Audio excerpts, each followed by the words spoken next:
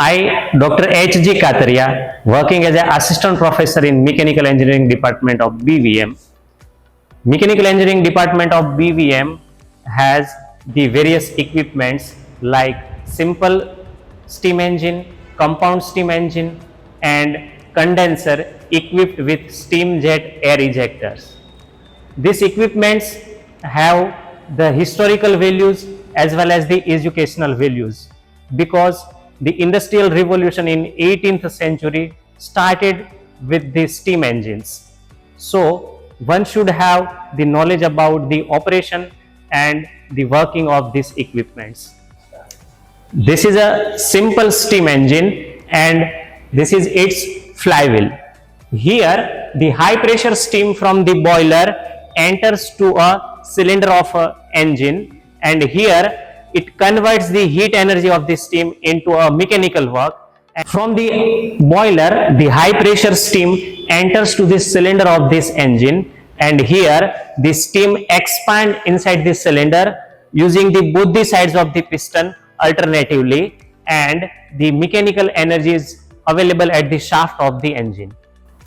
This is a compound steam engine. Here first the steam from the boiler enters to a high pressure cylinder, and where steam expands from a high pressure to low pressure, and then outlet from a high pressure cylinder is supplied to a low pressure cylinder for the further expansion, and low pressure cylinder also develops the mechanical work. The outlet of a low pressure cylinder is supplied to a condenser where the vacuum is maintained for obtaining a higher work. This condenser is equipped with two-stage air ejector, steam jet air ejector, so that the very high vacuum is maintained inside the condenser.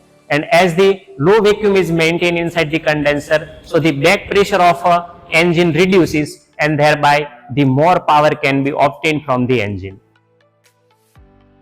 Hello friends, myself Professor Upendra Kumar B. Chaudhary. I am working in Mechanical Engineering Department, BVM Engineering College. I want to explain you today the reciprocating steam engine. So this is the horizontal steam engine. We can see the steam enters from this pipe. The steam comes from the boiler, which is outside of this laboratory. So another laboratory, the boiler is provided. Now steam enters in the cylinder.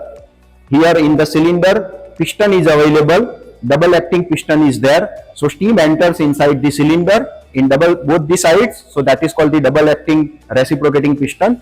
Now steam enters inside the cylinder through D-slide valve. So D-slide valve controls the admission of steam, cutoff of steam, and exhaust of steam. So D-slide valve controls by the eccentric, which is mounted on the crankshaft. You can see the power is generated inside the cylinder with help of the reciprocating action of the piston through expansion of the steam. This is the flyball governor which controls the entry of the steam. So with help of this we can achieve the constant speed. This is the flywheel. For uniform torque achievement, we can achieve the uniform torque by rotation of this flywheel, which is attached with the crankshaft. So this is the horizontal steam engine, double acting steam engine, and its model is available, so we can understand with model operation. This is the model of double acting two-cylinder simple steam engine. You can see the working of it. Now you can see the component of the steam engine. This is the cylinder. This is the piston which is reciprocates inside the cylinder. This is D-slide valve. This is connecting rod, crankshaft, eccentric. Eccentric is connect with the D-slide valve. So D-slide valve operates with the eccentric. I am Mahesh Junjwadia. I am retired professor of Mechanical Engineering Department of BVM Engineering College. Now we will see compound steam engine. It has some advantages over simple steam engine. This is compound steam engine where expansion of steam takes place initially in high pressure cylinder and then in low pressure cylinder. This compound steam engine is connected with electrical generator and this is flywheel. So, whenever engine runs, power will be generated and electrical power output can be consumed over here. As this is the facility, we can run steam engine at with different value of load and performance testing of compound steam engine can be carried out. In this compound steam engine, there is presence of mechanical indicator which is provided over here. This mechanical indicator will sense pressure inside the cylinder continuously and graph of pressure and stroke length will be prepared over here. It is known as PV diagram. So, here there is facility to get PV diagram which is also known as actual indicator diagram.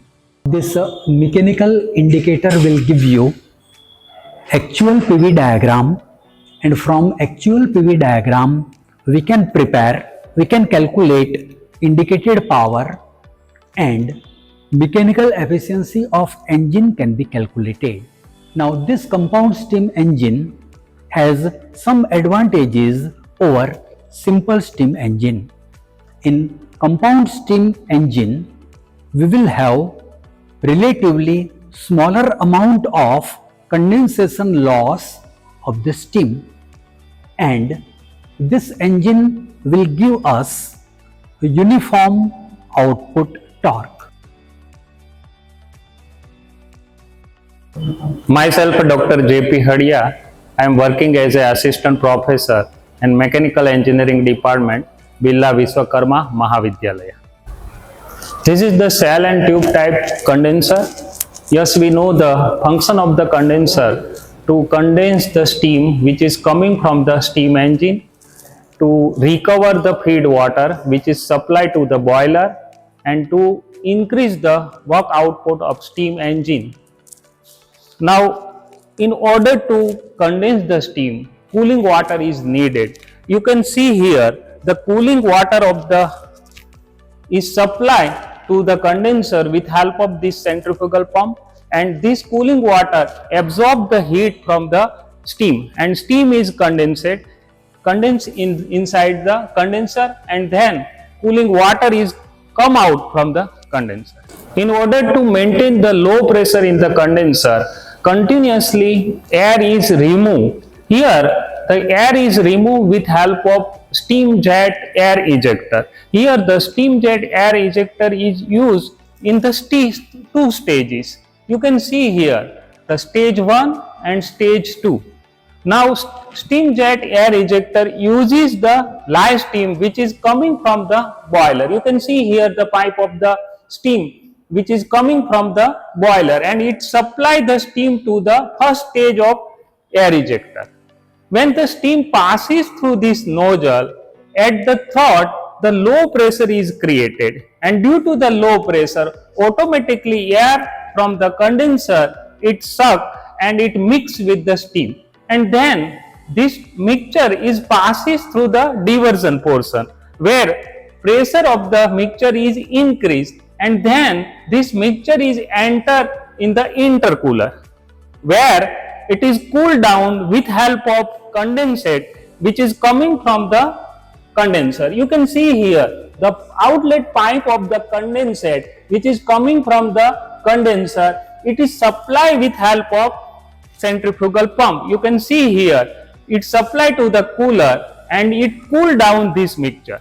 Mixture enter in the second stage of the steam jet ejector where again the pressure of the mixture is reduced and at thought the low pressure is created, and therefore again the air from the condenser is sucked inside the conversion diversion nozzle, and then this mixture is passes through the diversion portion of the second stage of steam jet ejector.